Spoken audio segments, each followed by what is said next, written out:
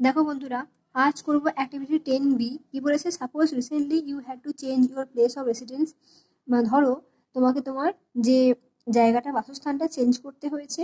Right a page in your diary about the experience of shifting from a familiar neighbourhood to a new place. একটা diary page লেখো, মানে diary লেখো আর কি। এক page কি বলেছে না, তুমি যেখানে থাকতে সেখানে খুব সুন্দর প্রতিবেশী ছিল, তো সেখান থেকে নতুন জায়গায় গিয়ে তোমার কিরকম অনুভূতি হচ্ছে সেই নিয়ে একটা ডায়েরি লেখো। ডায়েরি লেখা মানে একটা পেজে আর কি লেখা। কি বলেছে দেখো, I use to live in Hooghly, আমি হুগলি থাকতাম। But now I am in Kolkata, আমি এখন কলকাতায় আছি। I had to change my residence for my job, আমি আমার কাজের জন্য আমাকে আমার বাসস্থান পরিবর্তন করতে হয়েছে। তোমরা এখানে জবের জায়গাতে কিন্তু এডুকেশন দিতে পারো। I am very nervous now, এখন আমি খুবই উদ্বিগ্ন। I remember my old place very much, আমি আমার পুরোনো বাসস্থানটাকে কিন্তু খুব মনে করছি। It was really a good time, এটা খুব ভালো সময় ছিল। The people of my old place were very nice, ওখানকার লোকেরা কিন্তু খুব ভালো ছিল।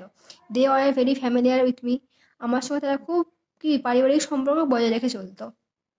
মাই new house is also beautiful, আমার নতুন বাড়িটাও কিন্তু খুব সুন্দর। But there are not many neighbours, কিন্তু এখানে কোনো বেশি প্রতিবেশী নেই। আই ফিল সো বোর, আমি খুব একাকিত্ব অনুভব করি। আই অ্যাম বা একঘেয়ে অনুভব করি। I am not so happy after shifting my job, আমার চাকরিটাকে চেঞ্জ করার পর কিন্তু আমি খুব খুশি নেই। But I have to stay here for my job, কিন্তু আমার কাজের জন্য আমাকে এখানে থাকতে হবে।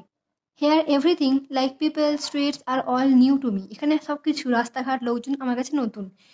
নাও I am starting to miss everyone, আমি কিন্তু এখন সবাইকে মিস করতে শুরু করেছি। It was very difficult for me to say goodbye to them, এটা খুবই মানে ডিফিকাল্ট ছিল তাদেরকে বিদায় জানানো। ঠিক আছে।